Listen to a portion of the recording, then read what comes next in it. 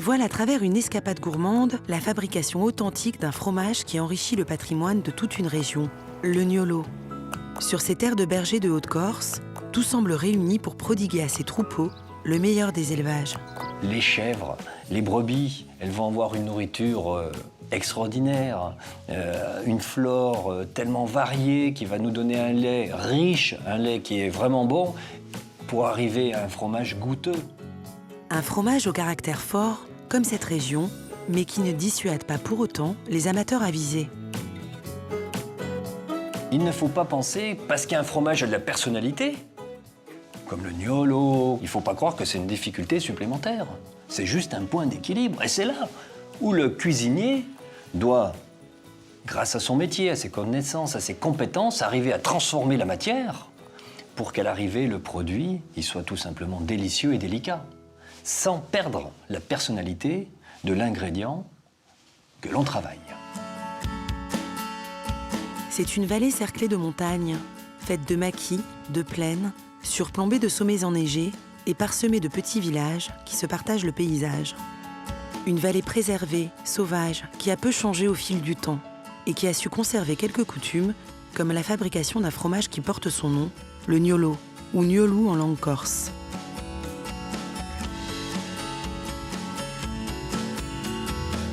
Dans le petit village d'Albertace, au pied du monte Cintoux, le plus haut de Corse avec ses 2706 mètres, Marie Albertini et sa famille perpétuent la tradition. Je suis producteur, éleveur ovin, transformateur fromager dans la vallée du Nioul. Et je travaille sur un fromage typique. C'est le fromage traditionnel qu'on connaît depuis l'enfance. Son bassin originel, c'est ici. C'est ce qui a donné naissance au fromage Nioul. Né dans la vallée il y a des décennies, le gnolo est resté le même. Fabriqué à partir de lait de brebis ou de chèvre, de race corse évidemment, et avec quelques particularités bien à lui. C'est un fromage à pâte molle, à croûte lavée, carré avec les angles arrondis. Et c'est un fromage qui est affiné en cave, minimum 40 jours, et on peut l'affiner jusqu'à 1 an. Frais ou vieilli, il développe ainsi des arômes salins et épicés, plus ou moins soutenus. À 40 jours, on est encore dans des gammes très douces. Sachant qu'en Corse, quand on dit doux, c'est déjà fort des goûts assez marqués et on peut monter en goût. L'affinage peut apporter du piquant. Le gnolo est tout sauf insipide. Il porte en lui le goût d'un terroir abrupt et indomptable. Les arômes des terres sur lesquelles les brebis de Marie, comme des autres élevages, pâturent librement. Nous sommes dans un système d'élevage extensif où les bêtes sont lâchées. Elles ont 26 hectares en parcours libre. Elles se nourrissent essentiellement de ce qu'elles trouvent. Et le soir, en rentrant, elles vont retrouver un petit complément de fourrage dans les râteliers. Voilà, là, elles se régalent. Quand on mange un fromage Nioul, on retrouve le paysage végétal du Nioul. Je ne conçois pas un élevage intensif où on apporte l'alimentation, où les bêtes ne sortent jamais. C'est inconcevable parce que nous-mêmes, nous sommes des gens libres. Et du coup, on aime bien et on est habitué à ce système d'élevage extensif. Les anthropologues ne s'étaient pas trompés en appelant cet endroit « terre des bergers ». En transhumant, ces bergers ont essaimé la technique fromagère du gnolo sur l'île et laissé ici comme un vent de liberté. Aujourd'hui, les producteurs se sont sédentarisés, mais les brebis comme les chèvres sont toujours élevées en plein air. C'est peut-être aussi ce qui fait la qualité de leur lait, riche en matières grasses, idéal pour fabriquer un fromage fondant à cœur comme le gnolo. Depuis Paris, François Robin, fromager, et le chef étoilé Guy Martin partagent leur intérêt pour ce produit du terroir.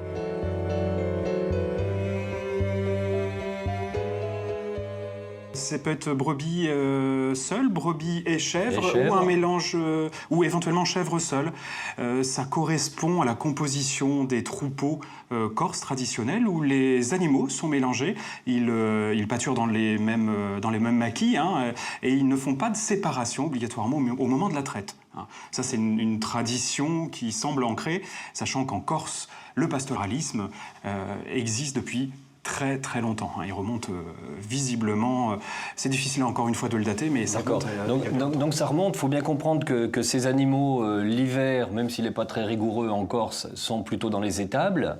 Et que l'été, le printemps, dès les beaux jours venus, ces troupeaux vont aller, notamment pour ce gnôle, près de ce fameux chemin, le GR20. Oui, tout à fait. Alors il y a une tradition de double transhumance. Les troupeaux se déplacent à la bonne saison vers les sommets, hein, puisque, j'aime bien cette phrase, la Corse n'est pas une île, c'est une montagne au milieu de la mer.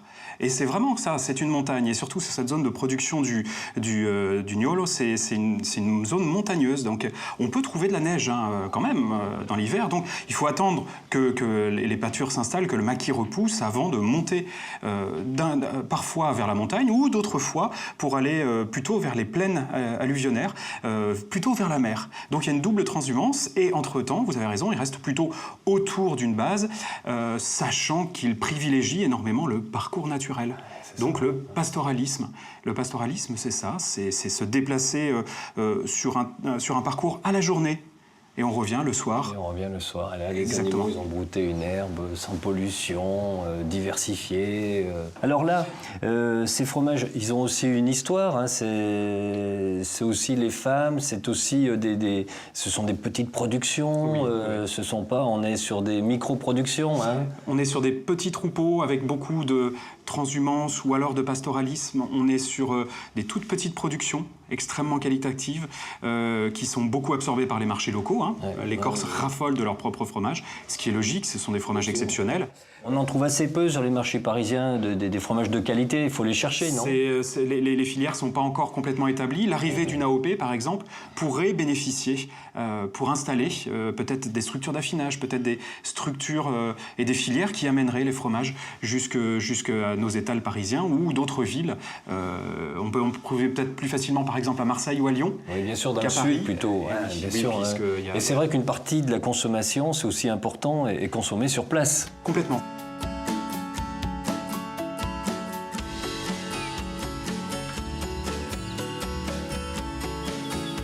La préparation du gnôlo démarre chaque matin avec la traite des brebis.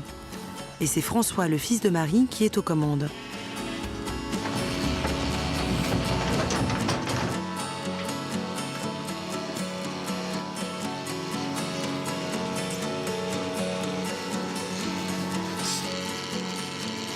Un litre de lait environ est ainsi récupéré sur chaque bête, puis filtré. La traite terminée, les brebis retournent pâturer librement, alors que le lait est directement rapporté à la fromagerie.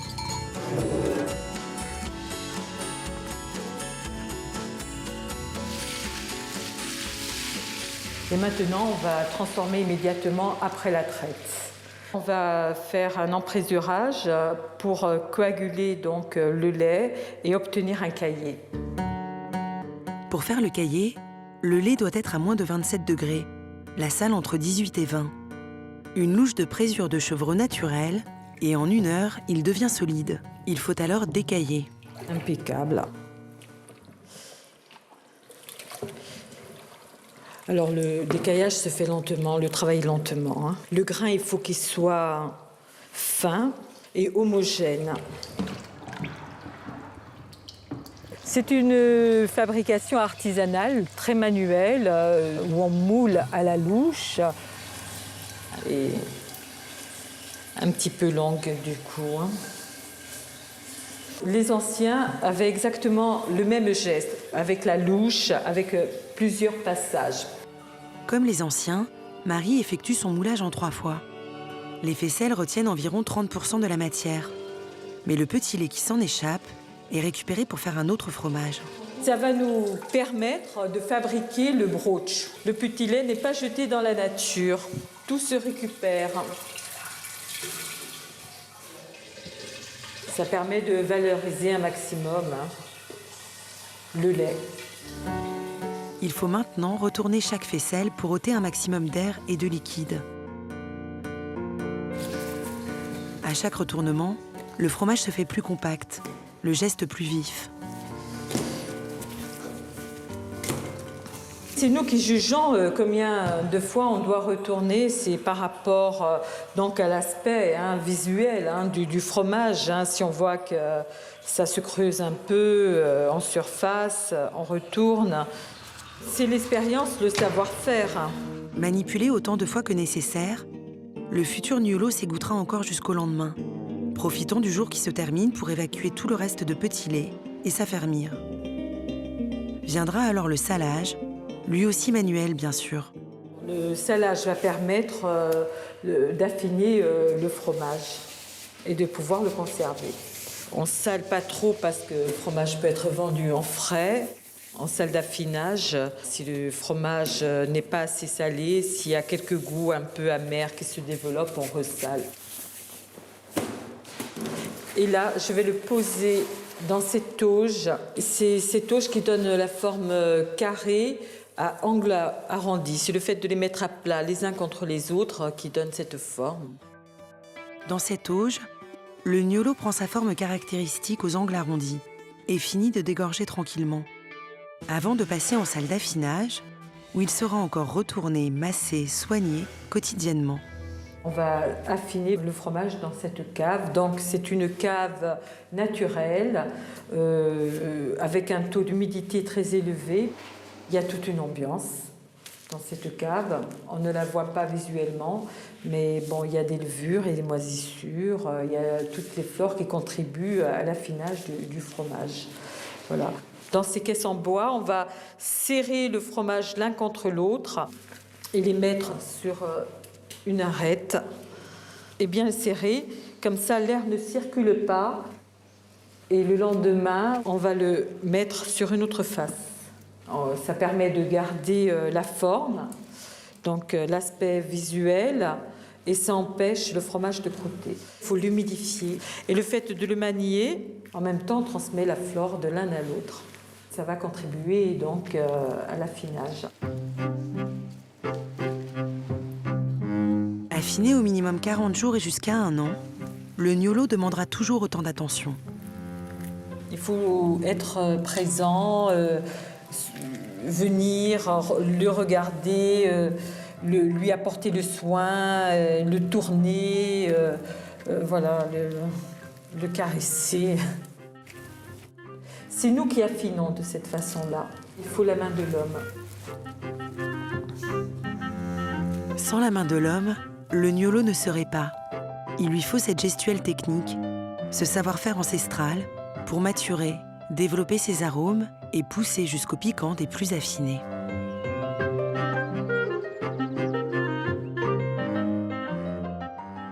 Alors François, il faut qu'on le goûte ce fromage. Alors ce fromage, donc la forme c'est carré, oui. Avec des arrondis, c'est ça? Avec des bords arrondis. Avec des bords arrondis. Hein. Dans cette gouttière, on est sur quelque chose de rond à la base qui va être tourné, donc il va devenir carré, mais en restant arrondi. Mais un reste arrondi, c'est pas réellement la forme du camembert et c'est pas réellement le pont l'évêque. C'est entre les deux, hein.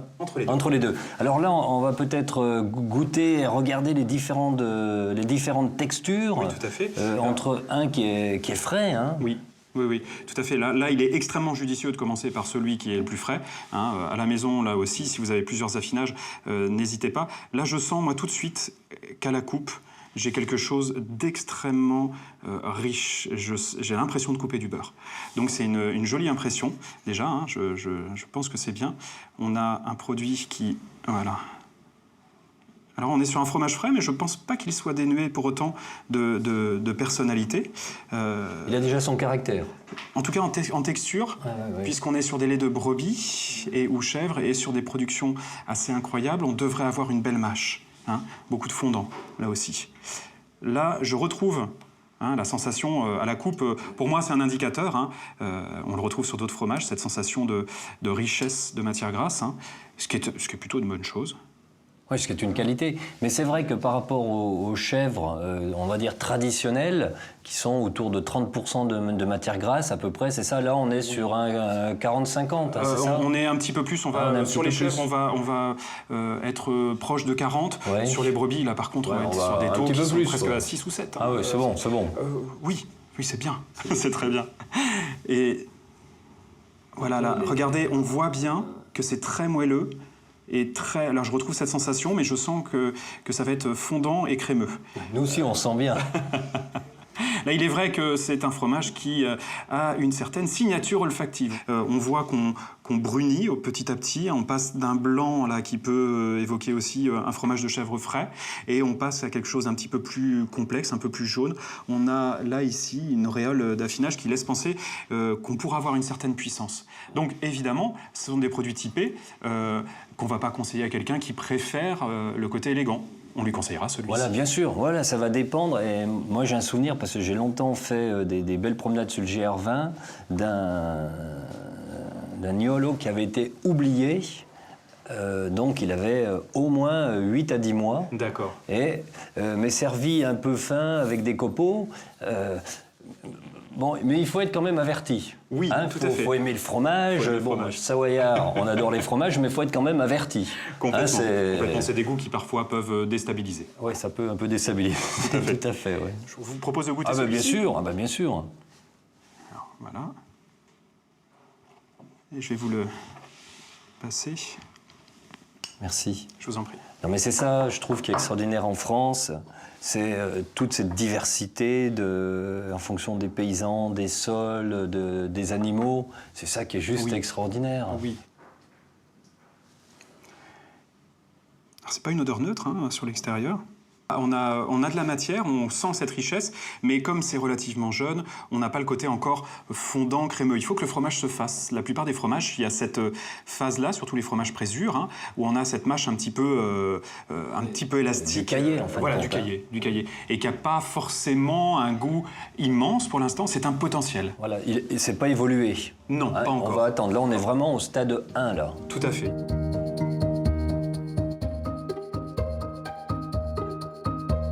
Le Niolo est commercialisé frais ou affiné. Peu vendu sur le continent, on le trouve dans toute la Corse ou presque. Celui de Marie est vendu directement à la ferme et dans des épiceries, comme celle de Sébastien Costa, à Corté, lui-même producteur de Niolo en chèvre. Ce que les gens aiment particulièrement dans le type Niolo, enfin ce qu'ils recherchent en général, c'est ce caractère. C'est un fromage qui, une fois affiné, on ne peut pas dire bof quand on le met à la bouche, ou ça plaît pas. Le marché, il est plus important que ce qu'on ne peut fournir, ça c'est certain. Parce que c'est un fromage très risqué à faire, quoi. Pour rester dans le type exact, c'est quand même pas rien. L'exigence du Niolo en décourage plus d'un. Ils ne sont plus que 7 producteurs dans la vallée et 130 sur l'île. Alors la filière a décidé de s'organiser et de se lancer il y a 6 ans dans l'obtention d'une AOP. Depuis, Sébastien porte avec conviction la casquette de président de l'association de défense du Niolo. La démarche AOP, pour nous, c'était une évidence. On est conscient de l'autorité de notre fromage, de sa typicité. Donc pour nous, c'est paradoxal, mais c'était un dû. Alors que c'est loin d'être le cas, parce qu'il faut arriver à mettre notre savoir-faire par écrit. L'ébauche du premier cahier des charges qui a été envoyé à l'INAO, ils nous ont fait leur premier retour.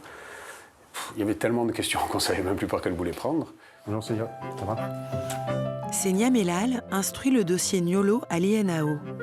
Et elle confirme, l'obtention d'une AOP n'est jamais acquise de fait. Harmoniser un petit peu le cahier des charges. Elle est le fruit d'un long travail. L'Institut national de l'origine et de la qualité donc a de nombreuses missions. Dans le cadre du Niolo, on est sur une reconnaissance en AOP. Bon, il faut savoir que ça prend quand même pas mal de temps, puisque les professionnels doivent déjà se structurer, c'est la première étape. Ensuite, on a ce qu'on appelle une commission d'enquête qui se déplace et qui va analyser le cahier des charges et échanger avec les professionnels pour essayer d'aboutir à un cahier des charges assez représentatif de la production et qui pourrait être aussi accepté par la Commission européenne. On va avoir des critères sur l'alimentation, de savoir-faire spécifiques qui vont être mis en avant. Voilà, l'objectif, c'est quand même qu'on mette en évidence une typicité du produit qui est liée avec son terroir, en fait. Hein. C'est le principe même de l'AOP. Faire reconnaître le produit et le terroir était bien la volonté de Sébastien et de ses confrères. Derrière chaque fromage, il y a un berger, il y a un troupeau, il y a ce savoir-faire. Il nous a été transmis, à moi, c'est Luc-Antoine Albertini qui m'a tout appris. Cette chance que j'ai eue, moi, je ne suis pas persuadé que sans une AOP, on soit capable de la reproduire demain. Parce que même si la transmission des savoir-faire passera toujours par des hommes ou des femmes, le cahier des charges d'une AOP, on peut en être garant. Là encore, il faudra l'action des hommes pour assurer la survie du gnolo. Dans la famille de Marie, le fils s'y attelle déjà.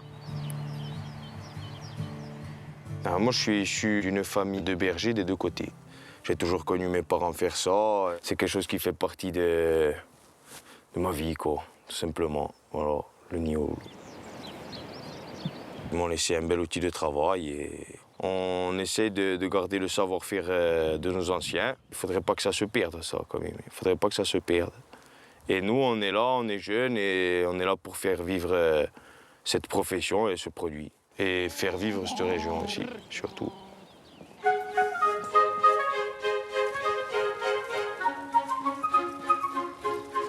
Moi, je suis très attachée au produit et je veux faire une transmission forte de ce patrimoine et je veux rester fidèle à ce patrimoine. Le gnôle, c'est un savoir-faire ancestral, il se fait de telle et telle façon et il doit avoir certains caractères, il doit être repérable en bouche parce qu'il aura certains arômes que nous, on connaît, qu'on a dans notre mémoire. C'est référencé chez nous, parce que c'est référencé depuis l'enfance. Dans la vallée, la tradition ne se laisse pas facilement dominer. Les habitants du gnolo auront toujours à cœur de transmettre, aux descendants comme aux visiteurs de passage, cet attachement viscéral à la terre, à ce qu'elle peut leur offrir de plus beau, comme ce fromage puissant qui, une fois dans l'assiette, nous fera remonter le temps.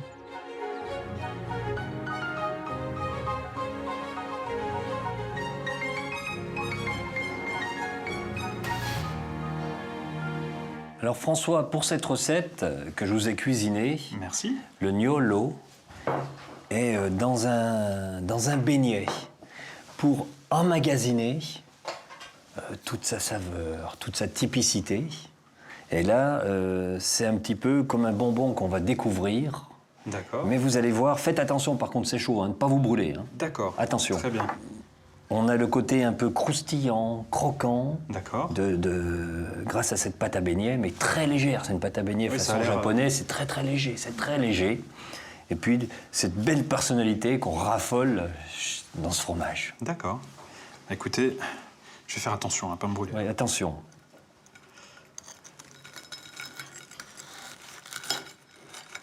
Écoutez, ça a l'air très gourmand, très appétissant. Je vais me jeter dessus, je crois.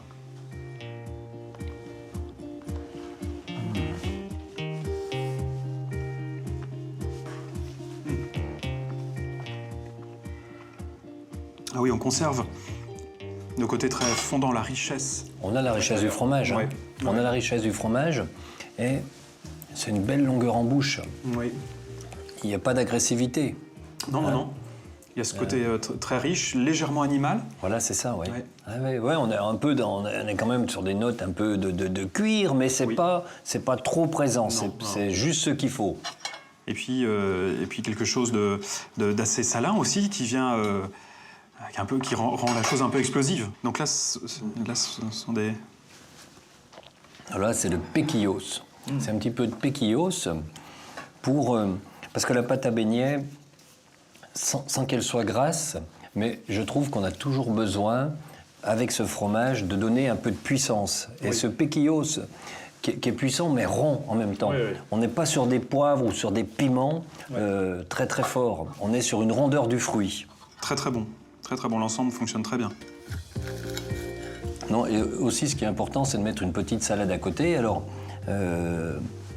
ça peut être de la poirette, des petites pousses de poireaux, ça peut être des cébettes, un petit peu ce côté, pas ail, mais vous voyez, sur la civette, sur la ciboulette. Oui. Ça marche vraiment très très bien. quelque chose un peu vif. Voilà, quelque chose d'un peu vif. Il faut aussi que ça soit incisif, parce que si c'est trop plat, avec quand même la personnalité du fromage, avec cette panure, ces piquillos, il faut quand même quelque chose qui ait du corps, vous voyez. Complètement, complètement.